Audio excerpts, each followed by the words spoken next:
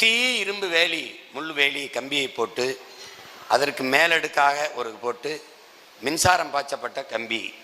அங்கே போய் தொட்டு பிடிச்சு விளையாட முடியாது, சேட்டை செய்ய முடியாது, கல்லெடுத்திய மாட்டை எறிய முடியாது. இங்கே துணை காவல் நிலையம் இருக்கும். சுற்றி கண்காணிப்பு கருவி சிசிடிவி கேமரா பொருத்தப்பட்டிருக்கும். அதுக்கு மேய்ச்சல் நிலங்க வச்சு என் மாடுகள் மேய்ஞ்சு கொண்டு இருக்கும்.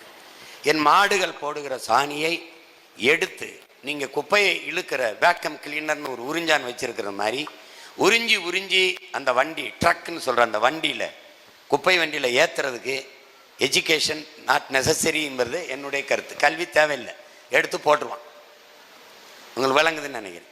இந்த மாடை எந்த மாடு எங்கெங்கே என்னென்ன மேய்துன்னு பார்த்துட்டு வர்றதுக்குள்ள எத்தனை ஆயிரம் மாடுகள் நிற்குதுன்னு எண்ணி கணக்கு பண்ணுவதற்கும், எவ்வளவு லிட்டர் பால் கறக்கப்பட்டிருக்கிறது என்பதை கணக்கு பண்ணுவதற்கும், எவ்வளவு லிட்டர் பால் நெய்க்கு செல்கிறது, தயிருக்கு செல்கிறது, மோருக்கு செல்கிறது, வெண்ணெய் எடுக்க செல்கிறது, எவ்வளவு பால் பாலாடை கட்டி தயாரிக்க செல்கிறது, பால் கோவா தயாரிக்க செல்கிறது, இதை குறிப்பிட்டு எழுதுவதற்கு ஒரு கல்வியாளர் தேவைப்படுது. மற்றபடி இந்த பாலை இந்த தயாரித்த தமிழ்நாட்டு work in your free time on weekends and get நாட்டு தமிழ்நாட்டில் உற்பத்தி செய்யப்பட்ட இந்த உணவுப் பொருளை இதை சந்தைப்படுத்துவதற்கு கல்வியாளன் தேவைப்படுது. உங்களுக்கு விளங்கிடுச்சுன்னு நினைக்கிறேன். இப்போ ஒரே இடத்தில் படித்தவன் படிக்காதவன் அனைவருக்கும் அரசு வேலை.